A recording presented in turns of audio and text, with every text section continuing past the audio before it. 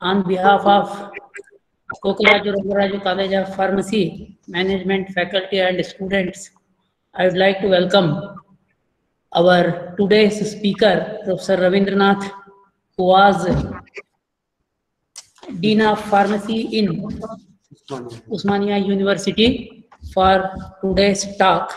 As per AICTE instructions, all the colleges with AICTE affiliation are supposed to conduct 2 webinars or seminars related to implementation of NEP 2020, National Education Policy 2020. So, in keeping in view that thing, we are conducting this. Today is our first lecture by Dr. Ravindranath. We have today with us Professor CVS Subramaniam, who is going to chair the session, and also all our faculty members and our students, and also we have delegates from outside Kokaraju Rangaraju College of Pharmacy also. I would like to welcome one and all to this session, and now I would like to hand over the dais to Professor CVS Subramaniam, who will chair the session. Thank you, sir. Good morning, every one of you. Thank you, Dr. Giriraj Kulkarni. It is a pleasure to start the section. Today we have a distinguished person, Dr. Ravindranath Anisetti. We know him very closely for so many years because he is professor in Usmania University. Our college is affiliated to Usmania University.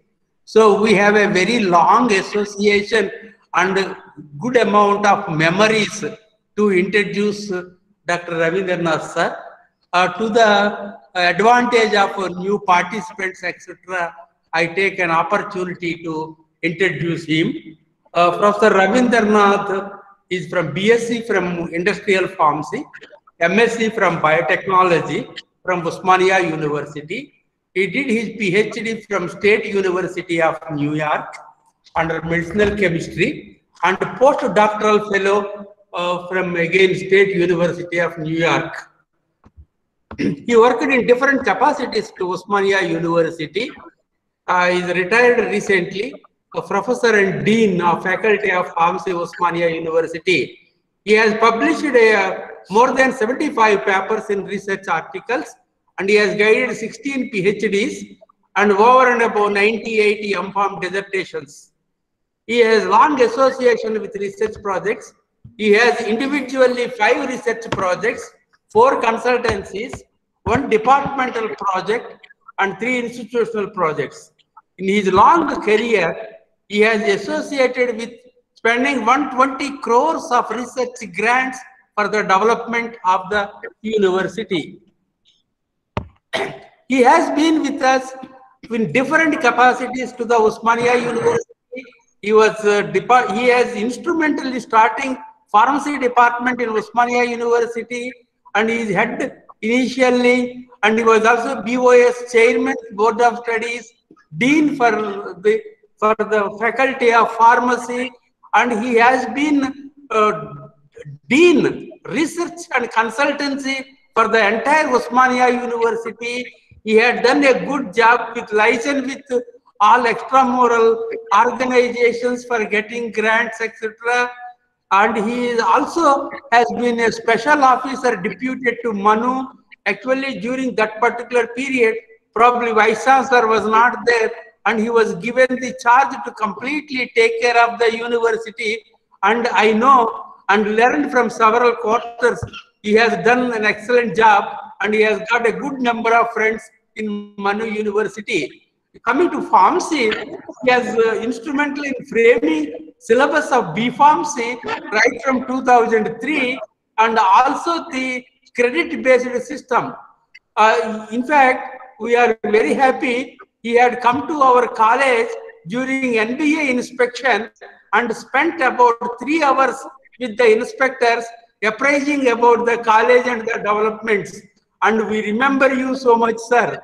And he is an expert and knows by several teachers in the interviews and national seminars. He has been chief guest and conferences. In fact, he likes our college so much that we always remember, sir. Today, on this occasion of new educational policy, we get the right person to advise us, because I have listened to him several times on credit-based system, etc. With these few remarks, I invite Dr. Ravindranath sir to this particular seminar, and I ask him to address our audience on the role of faculty for the implementation of NEC. Thank you very much for giving me an opportunity. I welcome you, Dr. Ravindranath sir. Please take the mic and continue the proceedings, sir. Thank you very much. So, good morning, sir. Good morning to all of you. Good morning. Actually, I'm supposed to share my presentation. Right. Before that, so for the good words made by the Professor Subramaniam, invitation extended by the Gokaraj Rangaraju College of Pharmacy, both the principal, staff, and management, I acknowledge with thanks. And further, I would like to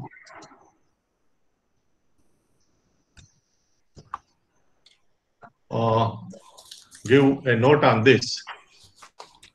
Actually, I'm trying to share the presentation. Okay.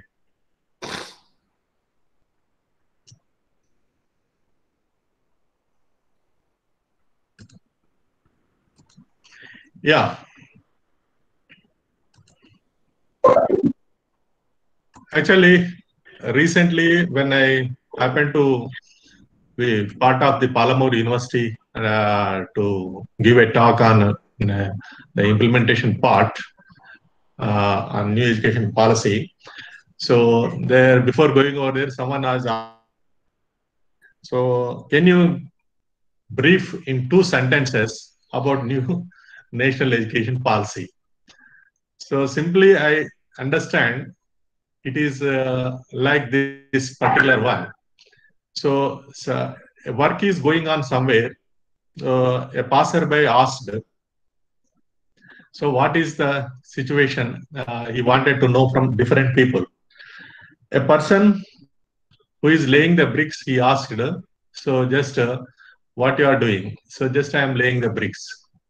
Another person he asked, so he said, we are constructing a wall. So third person he asked, so we are building a house. And fourth person he asked, so I am developing a palace at this place. So this is the situation now about new education policy.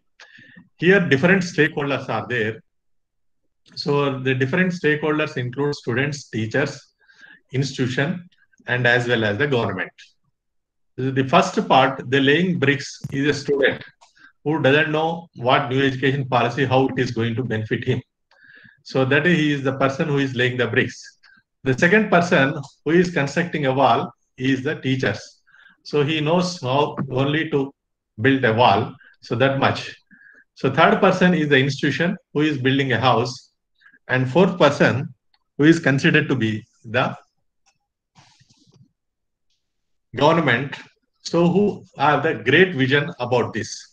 So this document is so complex and it is not so easy to understand by a common person, and as well as a very difficult to follow by educated individual also, because though it has given so many sound words and giving a scope for so how the implementation has to take care of, because unless so that particular sound words are there, so the implementation part program of action is very tough, so for which all the stakeholders must be involved. So that is the reason, so this particular program is initiated by the AICT and conducted by the Gokaraj Rangaraju College of Pharmacy, and I am happy. Are you able to listen to me? Hello? Yes, sir? Hello? Yes, we are able to listen. Yes, yes. you are able to hear to me? Okay. Yes, Thank you. yes. That's all. And here you just you see this particular first page.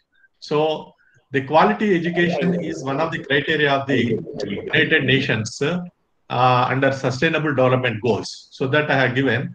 Our new national education policy is mentioning that contributing an equitable and vibrant knowledge society by providing high quality education to all. So this is our objective, and same the United Nations objective is also their quality education, ensure inclusive and equitable quality education, and promote lifelong learning opportunities for all. So this is so to coincide with the United Nations mandate, the national education policy is also more or less fulfilling the requirement. So further we look at on the why the teachers has the major role. So we should understand in a simplified form in the first few slides which I am depicting only what we are and how we understand things and how we can correlate this new education policy in our limitations. Actually, this is what I wanted to convey now, and subsequently I will tell you the implementation part of the new education policy. So to transform country into vibrant knowledge society and a hub of exploring minds and innovating talent in higher education comparable to global standards. So that's what normally we look at. So now the universal mobility, if you want, so we always look at the global standards is one of the important. So this equitable access and wider choice, flexibility and quality. So that's what we look at. So equitable access and wider choice are supposed to be there for the students, and flexibility and quality in an educational environment. So that promotes creativity, entrepreneurial spirit, and a sense of responsible citizens. So in addition to the flexibility, here is also another relevance is also another important component is being added in the new education policy. So that we will come to know this particular national education policy in the subsequent slide. So higher education is widely recognized as a public good and needs to be viewed as a long-term social investment for the promotion of economic growth, cultural development, social cohesion, and equity and justice. So equip the students with skills relevant for the market and opportunity for social mobility. So this is what normally we look at. The flexibility, relevance, and mobility are three important components of the new National Education Policy 2020. So let us see. So the power of inclusive education.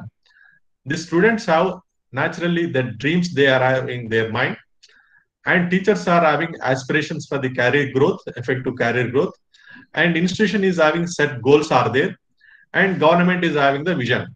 So today the NEP is the translation of the vision of the government. So how effectively it will be translated at grassroots level, that we are going to examine. Unless we look at the educational accountability, student point of view, whether he is able to learn, that we have to look at. And the parent point of view, teacher point of view, whether appropriate environment is provided for teaching and research. So that's we are looking at. And the parent point of view, whether their child is groomed into a responsible citizen. So this is what normally we looked at.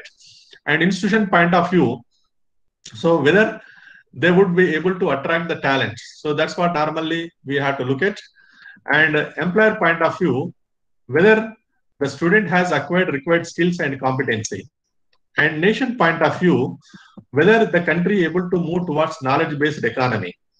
And global point of view, whether human resources of the nation could contribute for the quality of life and world peace. So we have to look at on these contexts and how this new education policy moves forward.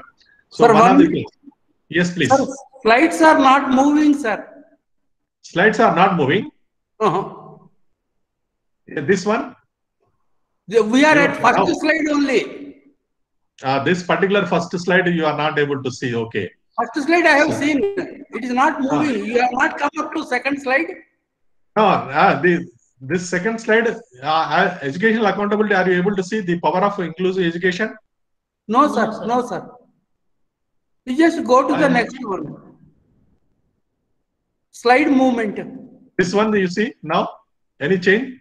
No. No, sir. First slide only we have. Oh. We'll go to the next slide. This is the first slide. Okay. Yes, yes. Now this is the second slide. No, it has not come. It is not changed. What is the problem? Okay.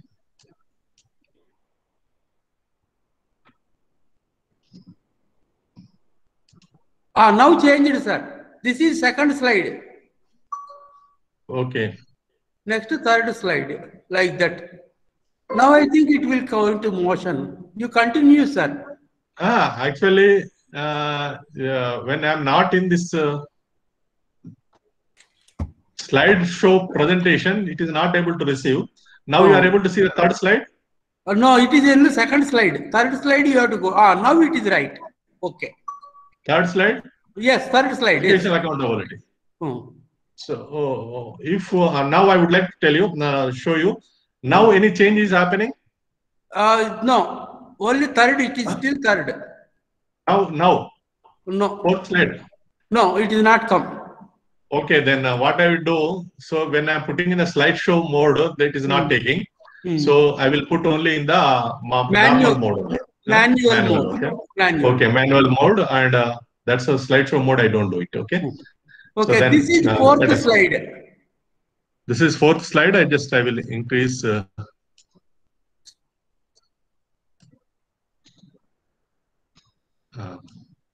Right, sir. Okay. Okay. So this now the higher education mandate. Just I would like to bring to your notice. 1 minute. So the higher education mandate. Higher education is pivotal for developing economy, building the societies, and promoting the leadership. So that's why just I gave this particular pictures presentation: the economy, societies, and leadership. So for what it will convert the human potential into national empowerment. So that's what normally how this we are looking at in the education part. So there is three important components are there in the education, that is knowledge creation, knowledge dissemination, and knowledge application. So that's we look at. So knowledge creation is meant for the knowledge empowered citizens, and knowledge dissemination is meant for the vibrant knowledge society, and knowledge application is meant for the knowledge-based society, transforming the knowledge-based society. So this is what normally we look at in the higher education mandate. So first, further, if you look at the new national education policy, so before that, the mandate of the universal mandate, what the UNESCO is taking care of, and national mandate, what NEP is mentioning about, and higher education institute mandate, what they are supposed to look into this. So this is a commitment that broadly supported by the stakeholder. What is the mandate is a commitment that is broadly supported by the stakeholder. So let us look at the universal mandate is access, equity, quality. The UNESCO is one of the international body, so which speaks about only about the education system in the world, and member countries are normally adhere to the whatever the resolutions are there in that. But so when national mandate is mainly mentioning about, I told you, the relevance, flexibility, and mobility. So what is the relevance here we are looking at normally? So earlier we never looked at the learning ability of the student. So we looked only at the teacher point of view. So whether student is able to learn or not, so that is not the criteria. So he has to only the teacher-centered education used to be there. Now we have switched over for the learner-centered education. So that is the reason the relevance in terms of his employability and career option is one of the important thing. Next, the flexibility is another thing. So whether student is flexible enough to take his own courses and based on his ability, whether he is to perform or not. So that is also not be there. So if you are supposed to get this particular B.Pharm degree or M.Pharm degree, you are supposed to only do these courses. So this many credits you have to complete, then only you are entitled for that. Now there is some flexibility is going to come up. So in that, the 20% flexibility supposed to be there to carry out their interests. So actually in the name of electives, we used to exercise that particular options for the students. So that has not happened effectively. And what the institution is offering, that only used to be there. But now the student can take the electives from any other institution. So through online mode or the regular mode, whichever the convenient way he wanted to do. And mobility is another important thing, is between the institutions, between the states, and between the countries. The mobility is one of the important aspects. So unless the qualifications are recognized, but that is the reason the choice-based credit system is one of the important one. So which the equivalence and recognition was very easier when CBCS was introduced. So this what the national education policy normally speaking about, these three things. And institution normally look at academics, research, and governance, because the performance parameters of an institution normally goes these three things. And even the NAC and NBA and other things which they are looking at, broadly they look at these three components. So we are supposed to be aware of these three things: what internationally is known and what nationally is known, what institutional wise is needed or necessary to follow. So once you have this one, let us see what the international mandate is there. Under Sustainable Development Goals, education is being given as a quality education. So to ensure inclusive and equitable quality education and promote lifelong learning opportunities for all. So this we already know, but higher education targets of Sustainable Development Goals of Goal 4 it is. So there are 5 important targets are there for the higher education. So one is 4.3, it is known as equal access to affordable technical, vocational and higher education. And second, another higher education, increase the number of people with relevant skills for financial success. So this is what one of the important component we have to look at. And the 4.5 is eliminate all discrimination in education. So that's what normally we have to look into things, equity and inclusiveness, what we're speaking about. So this is one of the component of eliminating all discrimination in education. Next one is education for sustainable development and global citizenship is one of the important aspect. So when we are providing the education, it must be saleable or marketable in a global society. So that's what normally we look at. And the last one is expand higher education scholarship for developing countries. This is one important thing is there. So India is also one of the developing countries, so that we are entitled for different scholarships formulations, and that students have to avail. So through cultural exchange programs and other now. So UNESCO approved the resolutions of 6 regional conventions held between 1973 and 1983 and were finalized at Global Convention 1993. So this I was mentioning during the CBCS preparation, why CBCS has been necessitated, because so this particular convention has been evolved only to recognize the qualifications and as well as establish the equivalence of the qualifications. So there are UNESCO has formed the 2 development goals. One is known as Millennium Development Goals between 2001 to 2015. So during this time, the access to education was one of the important thing, the UNESCO resolutions, and especially for the primary education, it was made it so. And the another one, 2016 to 2030, this has been resolved to have the quality education. So once access has been made, now the quality is important. So as per this particular one, quality imparting, how we have to look into the things is one of the important things and the new national education policy. So actually the resolution has made 3 important components. One is national quality assurance and national information system and national qualification framework. So under this, the national quality assurance we established 1994 after 1993 Global Convention. And then subsequently in 2011, we created national information system in the name of All India Survey on Higher Education. So next, subsequently, the National Qualification Framework we initiated in the 2014 in the name of CBCS. So these 3 things which we evolved based on the guidelines of the UNESCO and other aspects. The main UNESCO role, if you look at the education system, UNESCO is the only United Nations agency with a mandate in higher education support national efforts for qualitative expansion through inclusion. So this is what normally we look at: quality, expansion, and inclusion. All these 3 are there. That is access, equity, quality. What this speaks about to achieve education 2030 agenda of United Nations and target 4.3 of the Sustainable Development Goal 4 for education to facilitate mobility and enhance collaboration. So this is what normally we look at. So the higher education institutions in the world are moving towards universalization. So while advancing through access, equity, and quality to emerge as centers of knowledge production, knowledge use, and knowledge dissemination.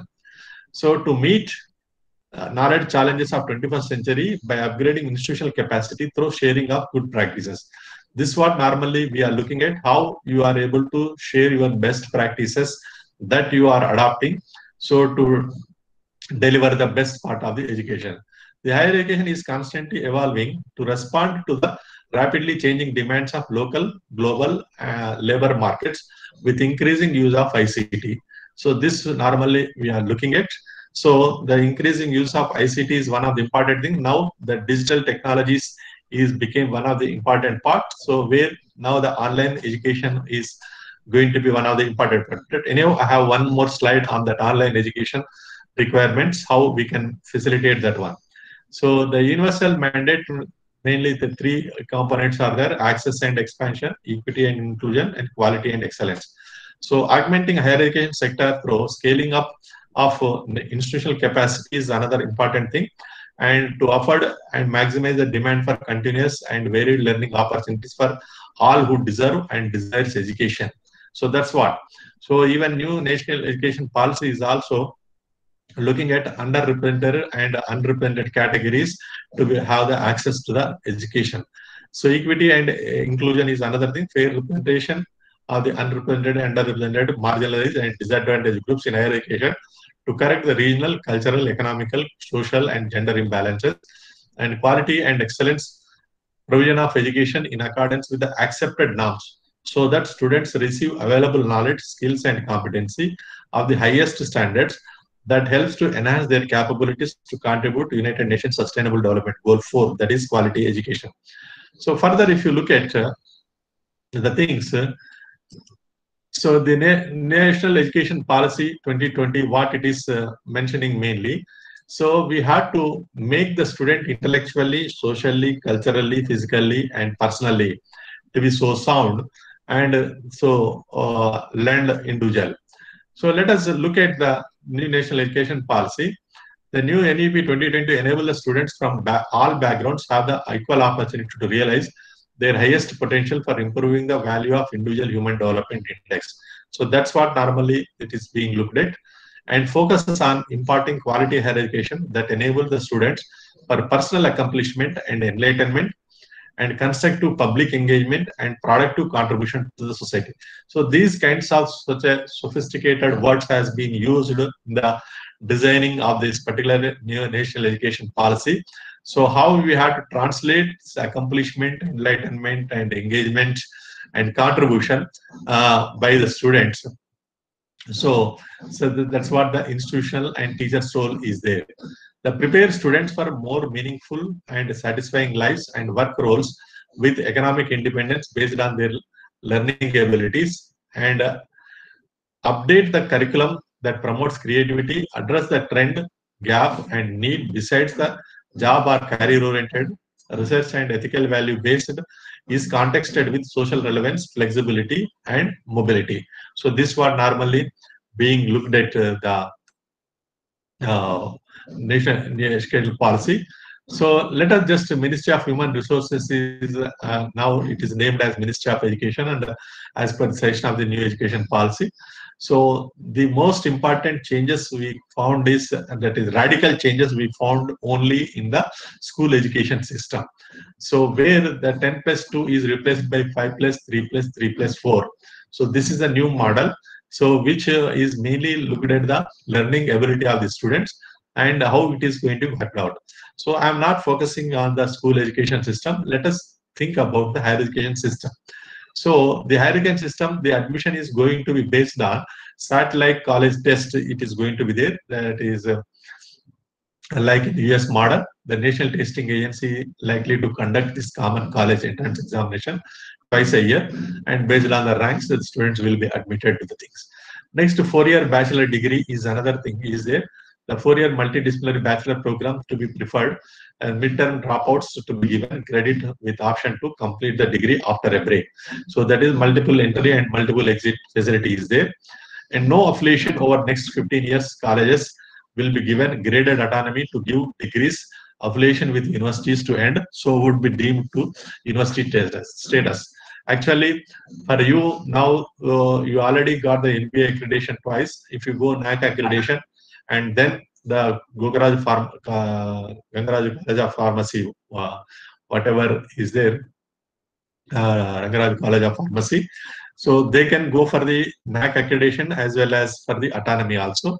So once you have the autonomy, so under 15 years, you can become a degree awarded institution also. So that's what normally this particular new education policy is facilitating.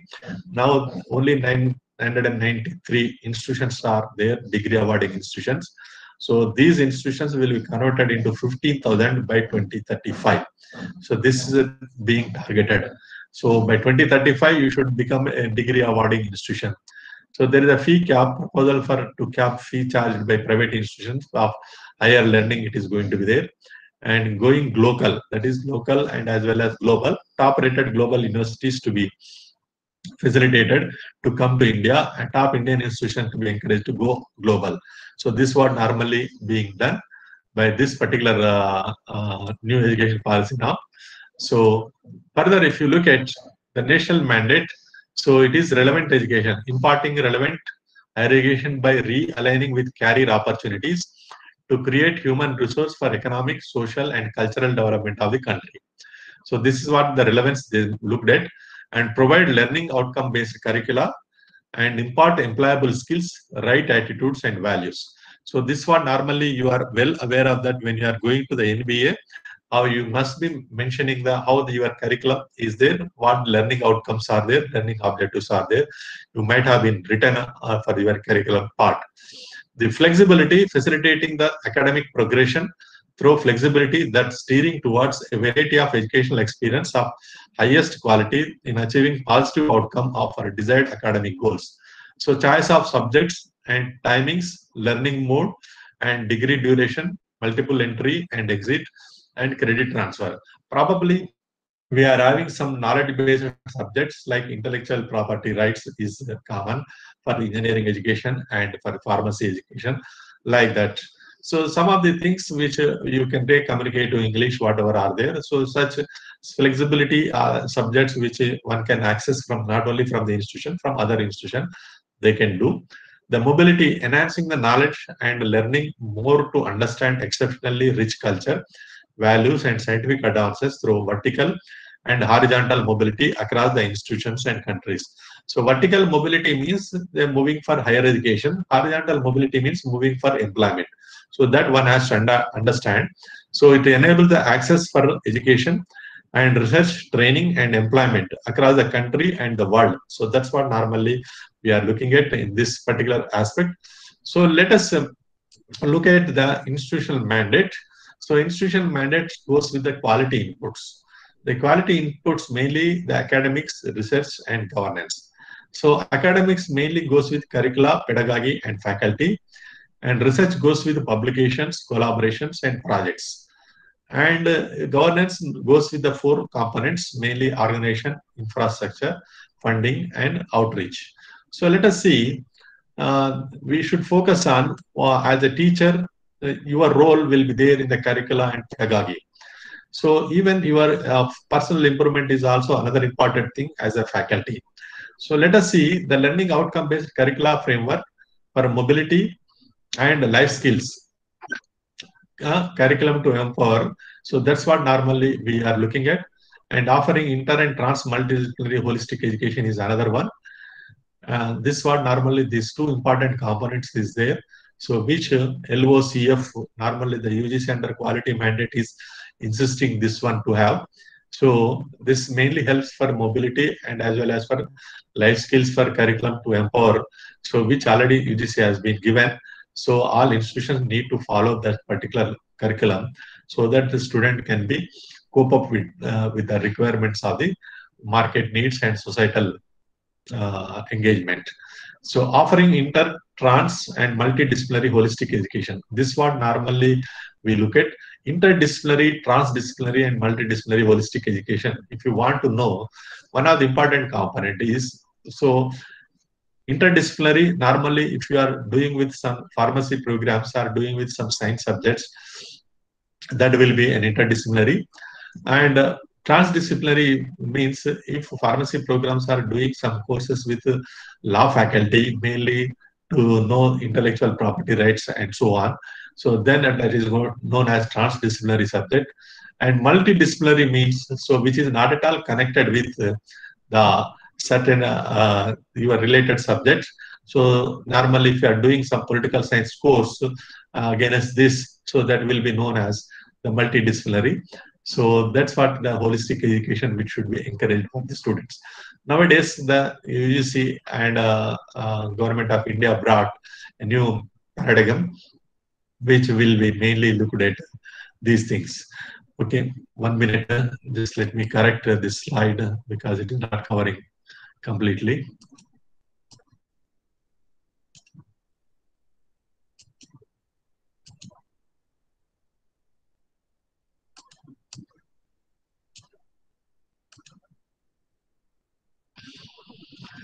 Yeah.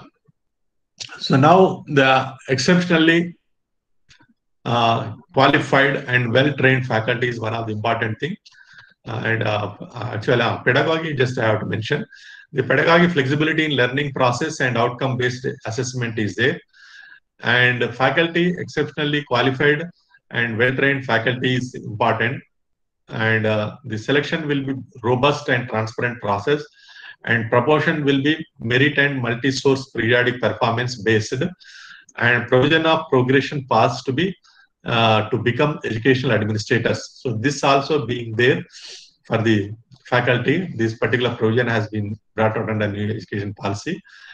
And when you look at the research, because for academics, the UGC has brought out one program, it is known as Guru Dakshata. It is their faculty induction program. It is being made for the, as you done for the student induction program. Diksharam. Similarly, for teachers also they have got it. And for the research, if you look at, there are three components are there. Good academic research practices. Another document is being brought out by the UGC.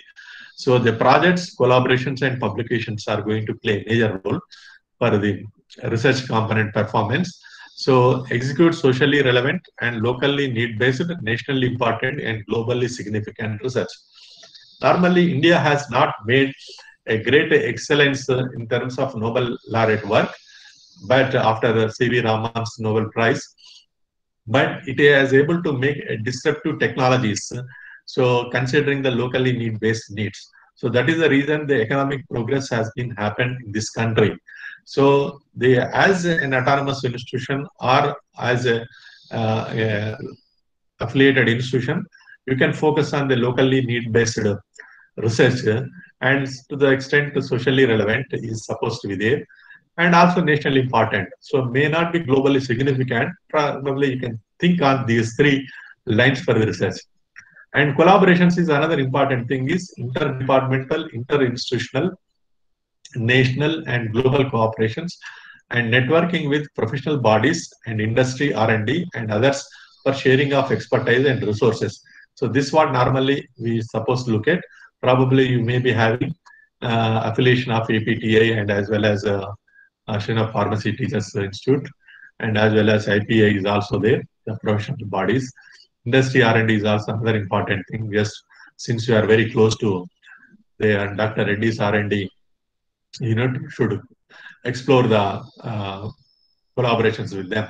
And publications mainly adhere to good practices of care. That is consortium of academic and research ethics. It's for publication of patents, papers, and books. So this you have to look at from this particular care. And another organization is established institutional structures such as statutory authorities, mainly for the leadership, and statutory bodies also supposed to be there, academic council and board of studies. If you become autonomous, these things are there. And statutory authorities, you are having a director and principal and control of examination or director of evaluation, like that. Persons of honesty and integrity enables the creation of culture of excellence and innovation. And planning, implementing, and monitoring bodies through continuous and mentoring and auditing supposed to be there for any organizational structure. And another one is infrastructure, mainly consists of physical, academic, Academic means the library, mainly the knowledge resources, ICT infrastructure, mainly internet connectivity and Wi-Fi connectivity, whatever are there. Skill development infrastructure, mainly the central instrumentation facilities, central workshop and others. So in addition to the laboratories, and sports and recreation facilities is also another important one. So when finance it is there, it is receives mainly the grants, endowments and tuition fees. And when another part is expenditure is there, recurring and non-recurring, goes with the two components: community empowerment, encouraging critical thinking, respecting diversity and continuing education, and student empowerment, equip them with relevant skills and prepare them for more meaningful life. So this what normally we have to look at, mainly the NSS activities or NCC, whatever are there, that we have to continue with them. So further, if you look at these particular aspects of the academics, curricula and pedagogy. So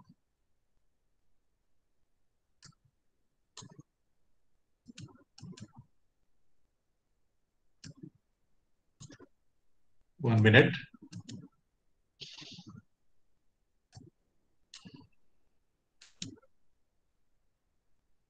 So this one, if you look at teaching, learning and engagement or evaluation. Teaching, learning, evaluation, normally we call it, but I also make the engagement or evaluation is another part of the pedagogy. So the pedagogy, there are again teaching is having three types of activities are there. So that includes the ICT tools, explanation and demonstration, mainly goes with the classroom instruction, and ICT tools we are using for the online education system.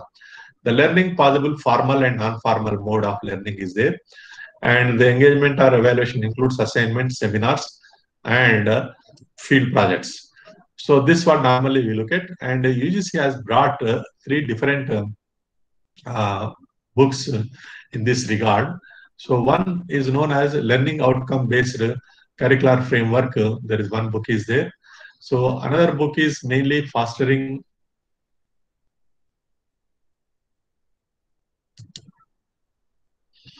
evaluation reforms is there. Another is the hierarchy institutions to offer apprenticeship or internship programs. So this was normally being looked at.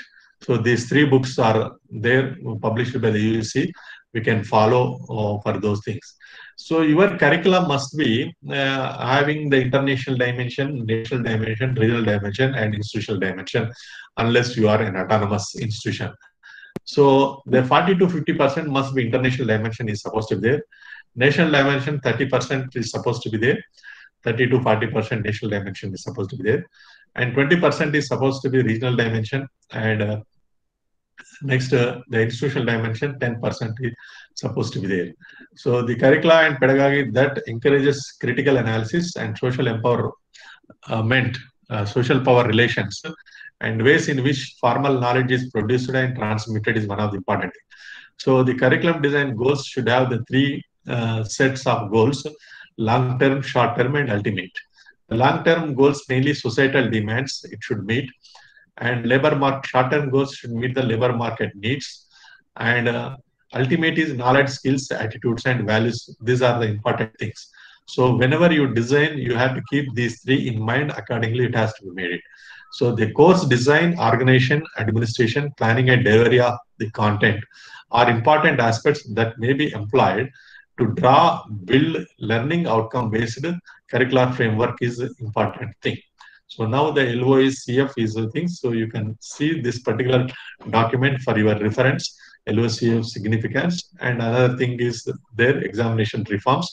So how you can carry out if you are an autonomous institution. And internship, apprenticeship document also. AICT has also brought one thing, and UGC also brought one thing. So that you can see, look into these particular documents effectively. So further, if you look at the faculty resources, so most of the faculty appointed in the institution chosen as a part of career, but they have to change themselves in the course of time into professional approach. So finally, it should be ultimately it should become the passionate into the field of the teaching. So one should be of that particular attitude, then things can be goes very effectively in delivery of the teaching. If you look at the courses are taught by qualified and trained faculty, in addition to affiliated teachers, renowned scholars, research scientists, top consultants, and experienced managers, and large public sector and corporate organizations. Uh, Persons from different professional bodies are also invited for the teaching and activities. So further, if you want to look at there, you have to develop a particular category of teaching faculty, academic professors, a regular faculty working in various departments associated with academic activities.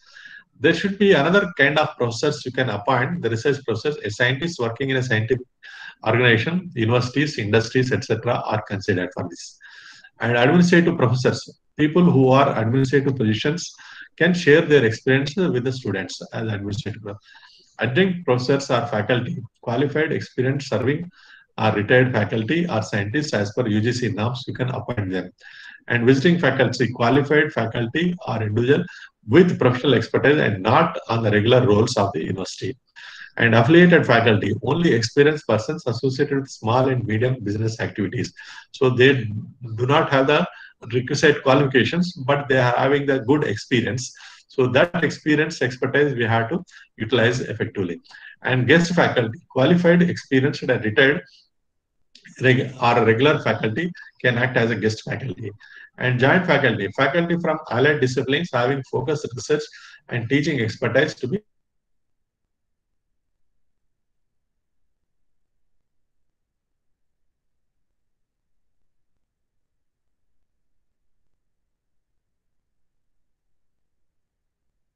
is another thing is there, women, minority, and reserved categories also supposed to be there. So diversity is one of the important. So that has to be looked into one. So further, if you look at the research projects and publications, so as I mentioned, the socially relevant and it should be for all institutions and locally need-based, affiliated and autonomous college, nationally important autonomous college and universities, and globally significant only universities. So there are two documents have come up for these things, CARE and STRIDE by the UGC. So there is a services, research diffusion, training, facilitation, and business. These three are there. So National Research Foundation to fund competitive peer-reviewed grant proposals to all types of across all disciplines, adhere to CARE norms for quality publications. Actually, now you are fortunate enough to get the funds eligible from National Research Foundation, so NRF. So this you are eligible to apply because it is only going to give private and state universities. So for central universities, only UGC is going to pay give the research grants. But whereas for this for private and state universities, NRF is going to do the things. So all the teachers must gear up for this particular situation to come in the course of time. The collaborations, if you look at research collaborations and support, so there are national institutes are there, international institutes are there. So visiting and adjunct fellowships are positions you can create, professorships, and postdoctoral training, alumni support, and professional bodies and industry support. So this is going to make a wide help for the institution to go ahead. So this is a normal structure for the university organization. And I would like to focus on the your institutional wise organization. So governance of organization, the principal or director is supposed to be there. There is an administration and there is an academic component is there, and finance. These three are there. There is administration look after human resource management and estate management, and academics look after department and research centers, research activities supposed to be there. Finance look after the planning and purchases mainly. It's supposed to be there. So the pattern of institution structure consists of planning, implementing, and monitoring mechanism. The statutory bodies, Board of Governors, Academic Council, Finance Committee, School or Faculty Board, Board of Studies, Building Committee, and Purchase Committee. For autonomous college, these things are there. And statutory authorities, Chairman of the governing body, Principal, Vice Principal, Administrative Officer, and Finance Officer, Director of Evaluation, and other positions created as per statutes. So establishment of proper institutional structures and process for effective governance is to channelize the persons and resources for optimum realization of mission objectives and institution with committed visionary leadership. So this we are looking at. And as already mentioned, this about the infrastructure. So you are supposed to have the building, academic, ICT, skill development, and sports infrastructure. So there is two documents are there. One document has been published by the UGC, the framework for eco-friendly and sustainable campus development in higher education institution. So whenever new construction is there, you have to adopt this one. Or otherwise, environment management framework or guide for colleges and universities published by the EPA, United Nations Agency. So this one has to follow. So now all academic institutions should come with the green building concept. The LEEDS is another certified agency, which will be, that is Leadership for Energy and Environment Development. So that particular certification will be carried out for the institutions. Tomorrow, if you want to be an internationally recognized and international students mobility, you welcome to your institutions. So you are structures buildings are supposed to be meet those particular requirements. Okay, the governance and outreach, if you look at, so there is a community empowerment and student empowerment is there, fostering social responsibility and community engagement, higher education institutions in India. So this book is published by the UGC also. So normally we have to initiate, develop, implement, and evaluate and share. So approach target audience and identify interests of the audience mainly for initiation. For development, decide an outreach topic and activities, and design audience appropriate activities, and then you have to implement, deliver interactive activities mainly, and evaluate, assess participant interest and engagement and suggestions, analyze feedback, and then you have to share and reflect it. So this is mainly the livelihood opportunities and adoption of villages under Unnat Bharat Abhiyan, continuing education for the industry institute interface, and mobilization of resources. These are the community empowerment and student empowerment, NCC, NSS cell, entrepreneurship cell, equal opportunity cell, placement and training cell, and research and innovation cell. So these 5 are there for the student empowerment, so which we need to focus. So these are the things which we normally looked at. And finally, finances, there will be public finance, internal resources, and endowment funds. Internal resources normally fee receipts.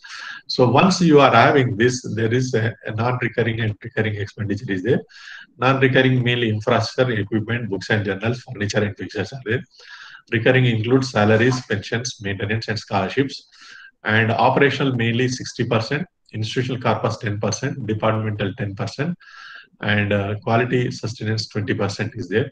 So this is one of the important thing. You need to keep the internal receipts of 20% for creating a different corpus. Institution development fund 5%, faculty and staff development 5%, scholarship fund 5%, and maintenance fund 5%. So these 4 corpus funds we have to create from the internal receipts of 20%, and interest of this only to be utilized for these particular activities. So that you have to do. So over a period of time, you can sustain the quality. So this one normally how you have to manage the internal resources. We have the allocation of recurring grants. Normally, academic 40 to 50% is supposed to be there. It may include the salaries also. Research 10 to 20%, and governance 10 to 20%, and services 10 to 20%. It is supposed to be there. So this concludes the normal requirements what a teacher has to perform in terms of academics, research, and governance, and where the institution role and both the faculty role are there. So the quality mandate is being made in 2 forms. So mainly the one is known as Paramarsh, another is known as Higher Education Institutions India. The UGC has published these things. So Paramarsh is nothing but mentoring of non-accredited institutions. Because you are already in an NBA accredited institution, you can mentor non-accredited institution for that particular purposes. And ICT-based tool for online learning is another one. And social and industry connect and regular curriculum revision, periodic revision, Diksharam, the student induction program, and life skills for student, Jeevan Kaushal, and evaluation reforms, alumni network. So this is another important thing. So you are more than 10 years old, you may be having at least 10 batches are there. Now you can look for alumni network. And faculty induction program, there is ARPIT is there, and quality research by faculty, CARE and STRIDE. So this we mentioned earlier. And this is the things normally we know, multi-tier course structure. So there is a flexibility, mobility, and grading system, and equivalence and recognition, credit transfer. These are the things. So including for universality, global quality, and learner diversity is another important thing. So offer inter-trans multidisciplinary courses that must aid enhancing the intellect, searching for new ideas, attaining of knowledge, skills, competency, and fulfilling the aspirations of the students. So core courses should be knowledge, skill, and competency. Related courses, special courses, applied courses, support courses, genetic courses. And foundation courses, ability enhancement, life skill enhancement. So these are the things normally we look at. So finally, the student must be independent, confident, and financially accountable, well informed, and show leadership. So it should inspire others. So this one normally we look at. So the human values and professional ethics is one of the important things. So Moolya Prabhav, another book is published by the UGC, so which we can refer for this. The quality of higher education must aim to develop good, thoughtful, well-rounded, and creative individuals. So the knowledge of things as they were past, as they are said in the present, and ought to be the predict. So the future. So there should be a performance change, behavior change, knowledge change, and there should be a responsiveness for the students at the end of the education. So this one normally we look at. The students' career options in the context of learner. So we see here there will be equality, equity, and liberation. So now what we are doing is for every student we are giving the same level of education, but it should not be supposed to be. We have the three kinds of students are there. One is known as gifted learner, other one is known as average learner, and the third one is known as passive learner. So once you know these things, so how effectively you have to handle this one, you have to know. So normally gifted learner requires self-motivated person, and whereas average learner requires getting motivated, so motivation is required, and further the passive learner attention is required. So normally gifted learner can fulfill the scholastic skills, and average learner look for the employable skills, and for the passive learner, life coping skills are the main point of the attention. So the interest, learner ability and interest is one of the important things of the new education policy. So accordingly, how the education you have to give. So once you identify the gifted learner after induction program, Diksha, so you need to conduct one diagnostic test. So based on that, you have to give the inputs. So for the passive learners, you can provide the support under peer learning component by the gifted learner so that he can support the passive learner at additional time. So here, that's what normally here you see the second and third. So the equality, if you are giving this kind of education, so the passive learner not able to see the game which is happening here. But when a gifted learner donates his stool to the passive learner, then it becomes, he is also able to see. So this one normally the equity, the provision of fairness in every situation is one other important in this particular image. So liberation is, if you remove this particular barrier, it is known to be liberation. But there will be an accidents are possible if the cricket ball comes and hit any of the individuals is possible. So this we don't want true liberation. But what the reality is like this. So we are always promoting the best student in the classroom and never be allowing the backward students or passive student to come up. So this is what is happening. So it is the career planning goes with the identification, objective, strategy, and appraisals. So this one normally we look at.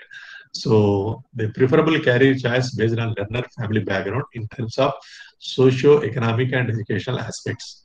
So this one normally we look at. First generation graduates should look for the employment opportunity. The second generation graduates look for the research opportunities. and third generation graduates look for the entrepreneurship opportunities.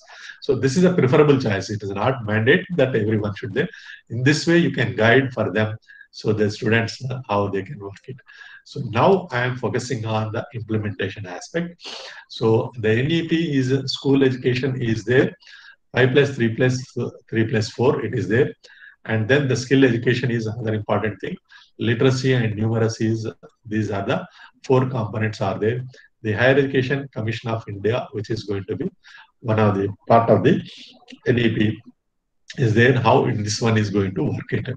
So there will be National Research Foundation, there will be National Educational Technology Forum, and there will be National Mentoring Mission. So these 3 are there bodies to be formulated for effective implementation of the new education policy or National Education Policy 2020.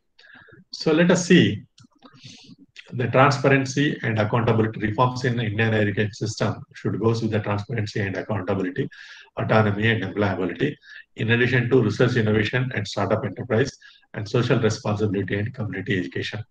So this normally the key features of the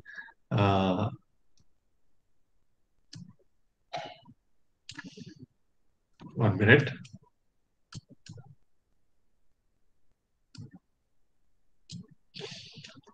So the first is for the fostering the unique capabilities of the each student and development we are focusing. So for which they facilitate Diksharam and Jeevan Kaushal and Mulya Prabhav. So these 3 books are there, and there should be a synergy in curriculum across all levels of education, facilitate LOCF and examination reforms, and respecting diversity with the another one is also there. Here you can add it. That is internship program also. You can add this one. Respecting diversity with full equality and inclusion, adhering to reservations and provisions of equal opportunity, and provide a holistic, futuristic education and programs, that is offer liberal arts, inter, trans and multidisciplinary education, and community participation, facilitate philanthropic and private participation, and higher education institution restructuring and consolidation, converting into multidisciplinary cluster institution. Now you are a standalone institution offering only pharmacy program, but tomorrow you have to shift into multidisciplinary cluster institution. So the reason is the student have an opportunity to change his career at the first or second year to different. So that is the reason you need to have one management education in your campus, and that is integrated education. You better to have it BBA and a BA combination, and or otherwise the computer education BCA MCA combination. So that should be there. And teacher education BA B.Ed system, so which will be our BSc B.Ed, 4 years integrated B.Ed program. So these 4 are there. Then the possibilities are students can migrate from one profession to course to another professional course. So that is possible. So this has to be done by over a period of 15 years now. So that you can think about. And teacher development is another important thing is, and the Guru Dakshata is there, and use of digital technology for pedagogy, blending of technology with teaching, learning and assessment process, and catalyzing quality and outstanding research and innovation, and academic flexibility is there.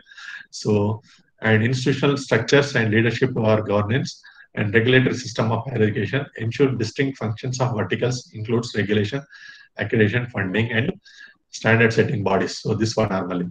Achieving 50% gross enrollment ratio in higher education by 2035, it is the targeted, and establishment of more higher education institutions for underserved regions is another objective to do. And then facilitating cross-border education, establishing Indian institutes abroad and foreign institutions in India. So this one normally we are looking at. So the higher education components for implementation of NEP 2020. So quality universities and colleges is one other important thing. Is there one of the criteria? So all now accredited institutions or autonomous institutions will be considered under this quality universities and colleges. Institutional restructuring and consolidation, and more holistic and multidisciplinary education, and optimal learning environments and support for students. Motivated, energized, and capable faculty, equity and inclusion in higher education, teacher education, reimagining vocational education, catalyzing quality academic research in all fields, and transforming the regulatory system of higher education, and effective governance, leadership, higher education, professional education, adult education, and lifelong learning, and promotion of Indian language, arts and culture, technology use and integration, online digital education, and strengthening of KABE and financing. So these are the different things are there, components which normally we look at. So you can disturb in between to ask any questions, because so this is normal components which are there in the things just I'm mentioning here. So the actionable points for implementation are there, 6-7 points are there. So attention to be paid for emerging disruptive technology that will be necessarily transform the higher education system. So this we are looking at now using the digital technologies. Universities will aim to offer PhD and master programs in 4 areas, and creating a dedicated unit for building world-class digital infrastructure, educational digital content capacity. So this is another major important aspect of this particular new education policy, national education policy of 2020 for higher education system as well as for the school education system. Strengthening the Central Advisory Board on Education, mainly it is MHRD redesignated as OE, financing affordable and quality education for all, and subject-wise implementation committee of experts in cooperation and consultation with other ministries at the center and state levels, and yearly joint reviews are there for the progress and implementation of this. So now I would like to focus on the online education. So the online education, the future online education in India, how it will be there. So integration of digital technology to improve multiple aspects of education. So creation of dedicated unit of world-class digital infrastructure is another important thing. Online teaching platform and tools to enhance the learning, and content creation, digital repository, and dissemination. Actually, these are the things, probably these 3 things may be created by the government, and content creation, digital repository, and dissemination has to be carried out by you, and mainly training and incentives for teachers, and online assessment and examinations, and blended models of learning, and laying down of standards. So this one normally we look at for online education. So when we look at the implementation strategy, so there are 5 important components are there. Yes, do you have anything? Just another 10 minutes to complete it, conclude. No, sir, you continue.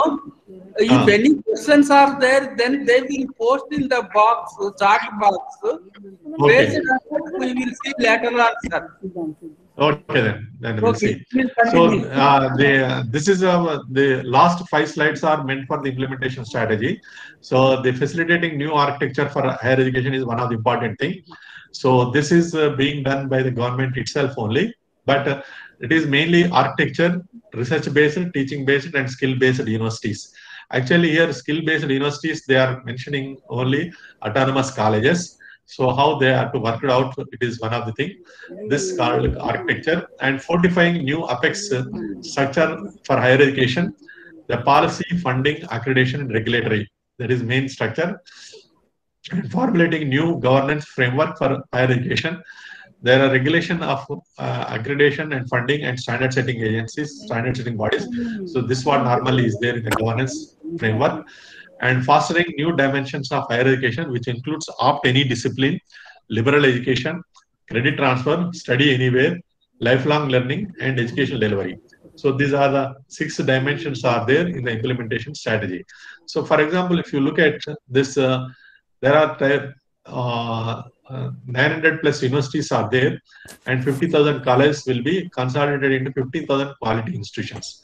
So this they wanted to do. The 50,000 colleges modified into clustered institutions of around 14,000. And 900 universities already are there, so they consider like multidisciplinary universities in it. So all institutions will be either universities or degree granting autonomous colleges. So this what research oriented, mainly influential economy we look at, and teaching based is only potential economy. The skill based is considered to be the aspirational economy focused. So the skill based nothing but autonomous colleges mainly we look at. So how they are going to work on this particular architecture. So further, if you look at, there are 27 plus bodies are regulating higher education system in India for various programs offered at different levels. So now the single regulatory body going to come up, except legal and medical education, but all other bodies are going to come in the Higher Education Commission of India.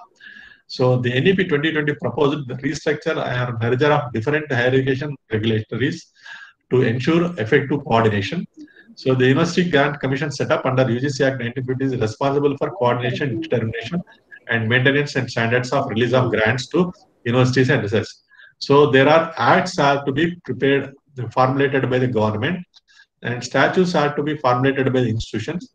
Ordinations are to be made by the institutional bodies, and regulations are formulated by the regulatory or statutory bodies of the parliament or state legislature or university, and formulated for a common academic system is governing the university, and all colleges, irrespective of their characteristic strength, weaknesses, and locations, have adversely affected the quality and academic development of individual colleges.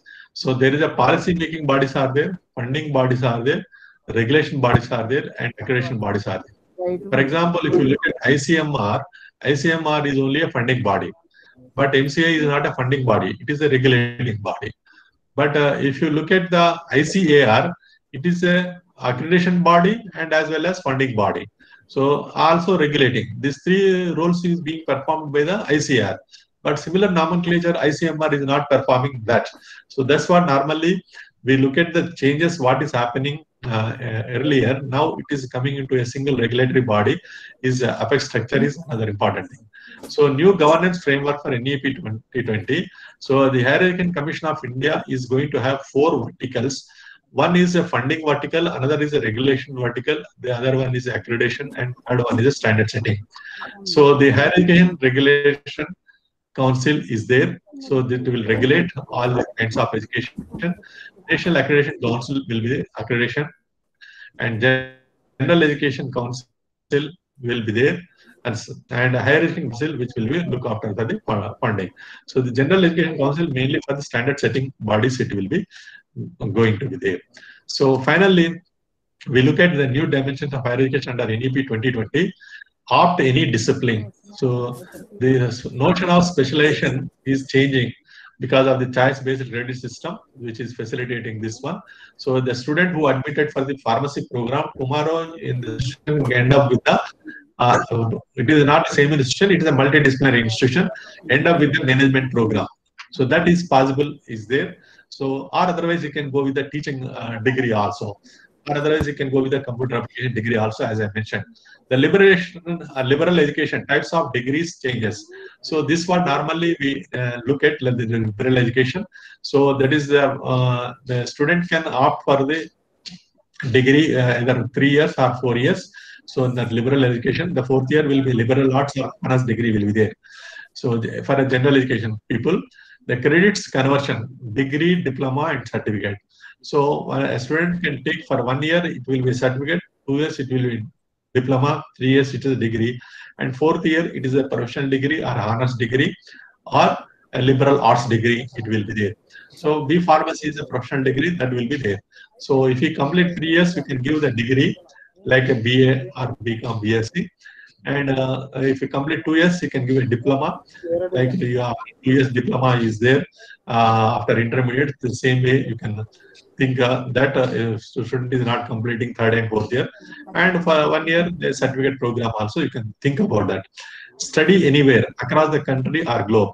Now almost under COVID, 40% of the credits one can do from the online mode education. So that's why one can take the courses on a global level or national level also. This is what normally we can do, or otherwise in between you can go and complete some credits there and come back. And lifelong learning, multiple entry, exit, and fast or slow. This is what normally we are looking at. And education delivery, regular, open, distance, and virtual. So this there is another important component is going to come up is national academic bank of credits. So the National Academic Bank of Credits, a student first year he can complete certain credits and deposit in that. The second year you can go somewhere else and complete the second year credits, and that also you can deposit. Third year you can go to some other institution and complete it and take the degree from that institution, or complete the fourth year and take the honors degree or liberal arts from a different institution. So the National Academic Bank of Credits is going to facilitate this one. So finally, if you look at the stakeholder relationship in higher education system or plan, so here you can see the stakeholders, the primary stakeholders are student, employees, and institution. And secondary stakeholders are government, alumni, and parents. And tertiary stakeholders are employers, industry, business, and society. So what this particular thing is having, if you see in this one, so the students normally look the processes for the students, it is will be considered as the education and training, and value addition is career and livelihood will be there. And whereas for the employees, it is career development and prosperity and growth is another important thing for employees. And when it is looks for the institution, it is knowledge services and knowledge application, it is there. But for government and alumni parents, it is government, it is should create enabling environment and promote the value addition is economic development. And alumni, it is a campus connect and tangible and intangible support they have to extend. And parents, it is investment and cost sharing and contributory transformation, which is value addition. And when for employers, industry and business and society, employers, it is manpower development and competent workforce is the value addition. And industry, it is continuing education and knowledge upgradation will be there. And business, it will be work skills and competencies and values. And society is quality of life and social advancement. So this what normally we looking at. And NEP 2020 implementation model goes with the three-pronged strategy. One is mentoring. Institution need to appoint a mentor through a regulatory body, central or state, for effective implementation of NEP 2020. It ensures a better outputs for adhering to quality mandate of the institution. And auditing, institution must get audited periodically, once in 6 months on progress and implementation of NEP 2020. Appointed by blue combination it need to be monitored by the regulatory authorities on a digital compliance mode.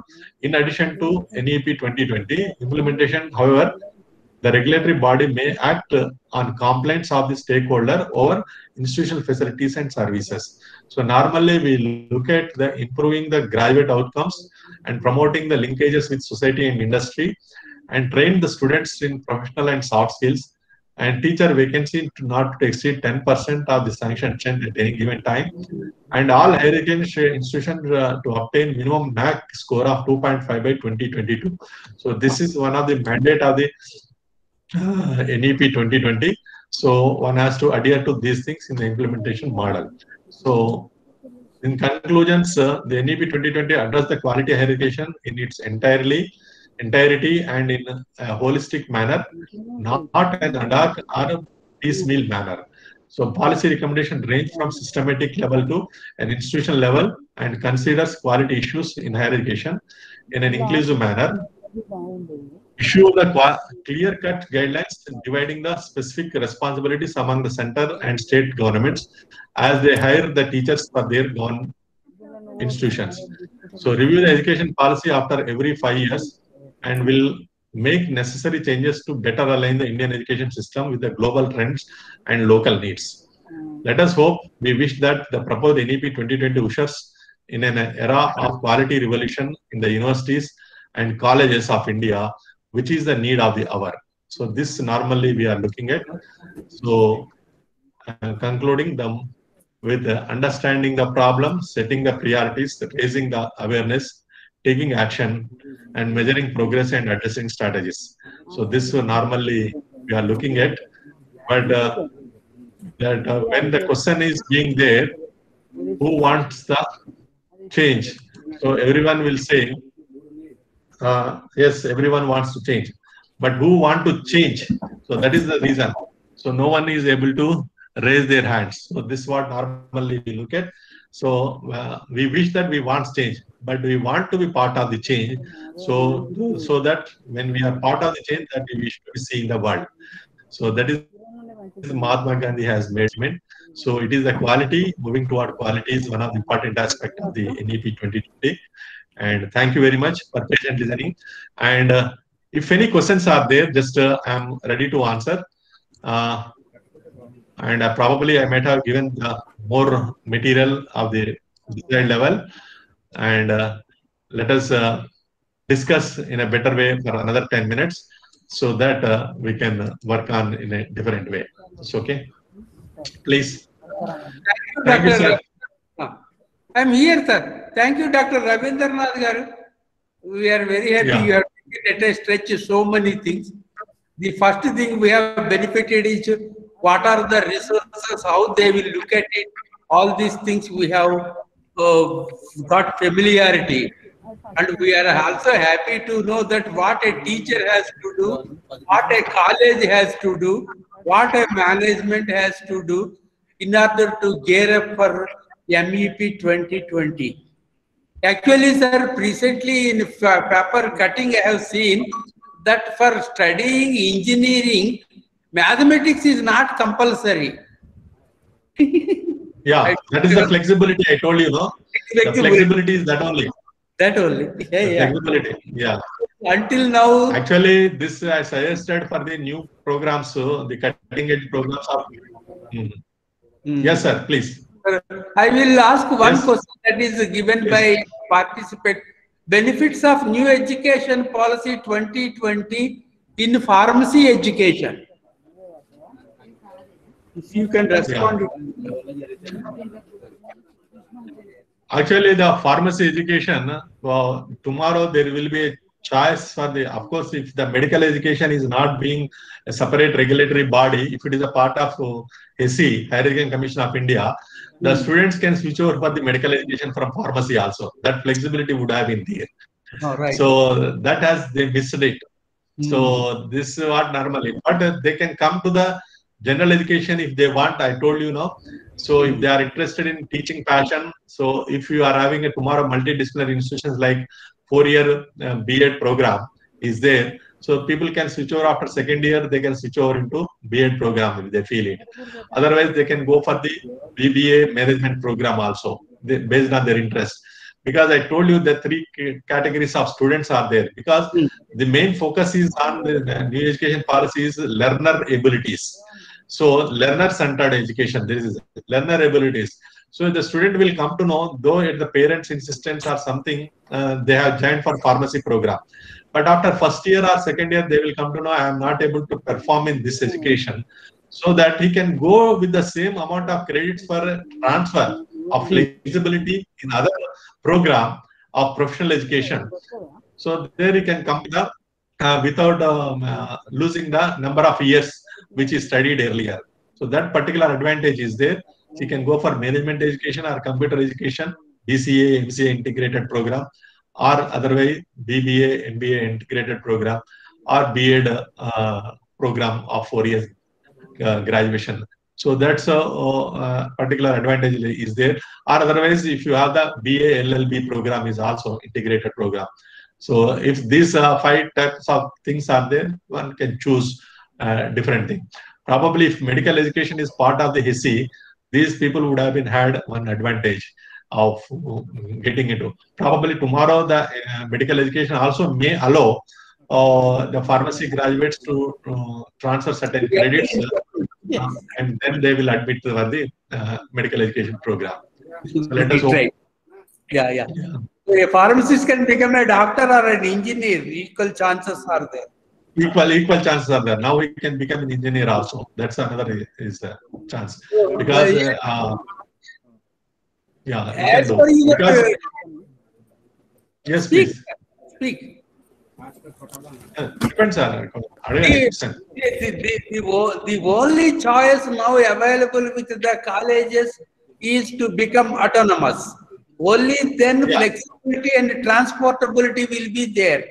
If somebody Absolutely. transport from this place to another place, they have to apply to university, they have to apply to state government, and they have to Yes. apply to other organization. So many windows are there. Each window has to be cleared. Then only transportability will be there at present. So that process has to be minimized. So That process has to be minimized under NEP. Right. Otherwise, the flexibility, mobility will not be possible. So that is the reason relevance, flexibility, and mobility. These three are the main important components we made it. So under NEP. So of course, because the relevance is with reference to the student ability, learner ability. Right. And then if you look at the flexibility, migration should be possible at any stage. And mobility is he has to go one institution to another institution. Mobility should be encouraged. Okay. Actually, you know, the Pharmacy Council of India, when it put up regulations, so to, in the interest of the institutions, they made it no student can move after first year to another institution, second year. Yes. So that's what the condition they made it. So now that things of own regime is going away. So under SE, the common regulations are there. So for the mobility and other things, so that will be minimized. PCI will become a standard setting body. That means the curriculum and professionals it will be. But migration movement will be taken care of by the SE. Okay. The other part which I feel from your discussion is that nobody can become an individual. He should be part of a teamwork. When he wants to go into higher this Yes. 2020, it should be teamwork only. It is teamwork only. That's true. That's true. Now, when it comes to employability, we speak so many things, sir. But when we go for a job, we have today essential qualifications and desirable qualifications. Today, they are very, very specific. Yes. I can apply those principles directly in recruitment.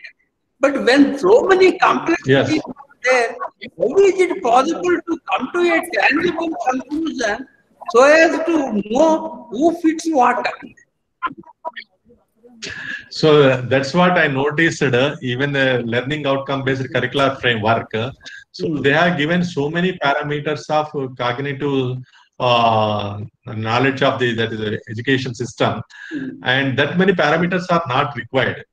Whether a student acquired the transferable knowledge, skills, or competency or not. So that much only they have to focus. Otherwise, further you can add another two parameters: attitudes and values. So the 5 parameters are sufficient enough to do. So many lines of parameters need not require to be looked into those things. So once he entered into the organization, so naturally earlier organizations used to give the training component.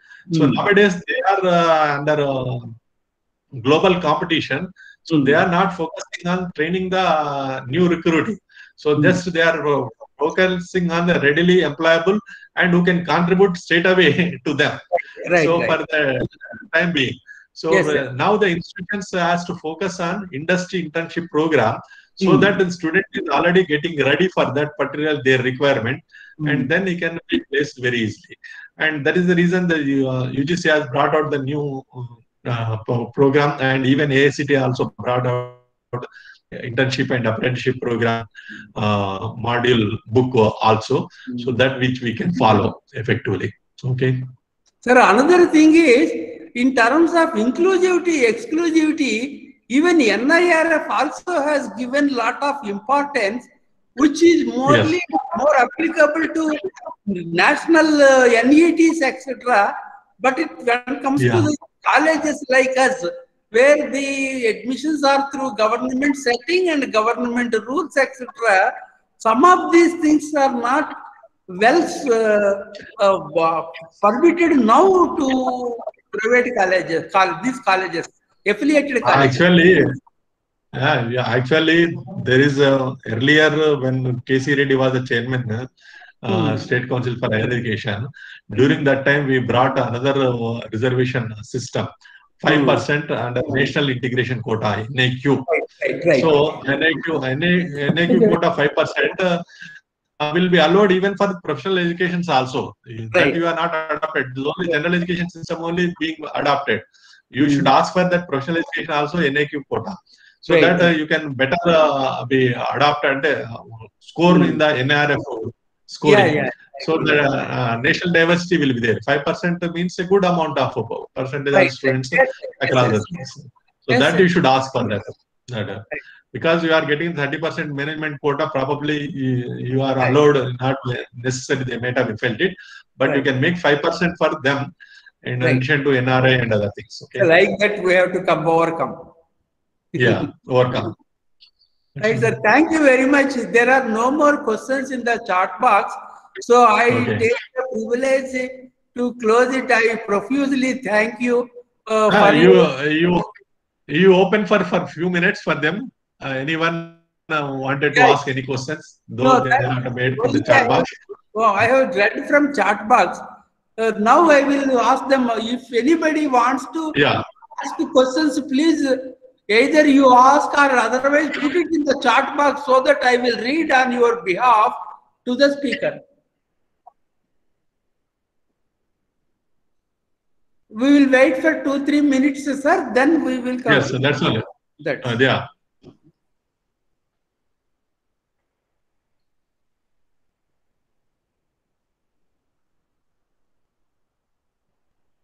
If any students are there, if teachers are not there, all our teachers are there. The target audience. All of them are. The target audience is teachers only. Teachers and PG students. Postgraduate students are also there. Actually, postgraduate students, there is one program is there, faculty, early faculty induction program. Right. Earlier, ACT has used to give. Now that is going to be a reality under new education policy. Yes. So they should be given some teaching assignments during the postgraduate study. Yes. That is, so that they can gear up for the teaching profession effectively. Both research scholars, PhD scholars and postgraduate students to be given for that. Okay. They should deliver at least 10 theory classes and 20 practicals. And 20 practicals is not possible, sir, because you are not supposed to give at any given time not more than 10 hours per week. Okay. That means only 2 practicals will come. 2 practicals and whatever is that, not more than that. That's only. Yes. No, 10 hours of work only, because it will affect their research career, research work. Right. Dissertation work as well as PhD work, whatever are there. In fact, these things, as you have told, they should get into the skills development, what we are giving 2 extra credits to all the students. Conference and presentation. This should be another. Actually, that model we have developed under our CBCS. Yes. So we could not further implement because of the adopting the PCA syllabus. So PCA has not adopted that. But under this new education policy, just you can do national education policy. Okay. During your time, you have done a lot of these things too. Experimentation we have done because of my exposure to outside the world and understanding their things. Then we made it. Sir, there are no more questions, sir. Therefore, we will conclude. Yeah. Okay. Thank you, one and all. Sir, all participants will give us feedback also. If any questions are there in that, we will share with you. Yeah, you share with me. Then I can improve further also. Okay. Thank you very much, sir, for spending your valuable time with us. With these few remarks, we thank all the participants for associating with us on this AICTE Gokaraja Rangaraju College webinar. Thank you very much. Let us please post all your feedback to the link. Link will be given by you or what? Now link will be given to you, chat box.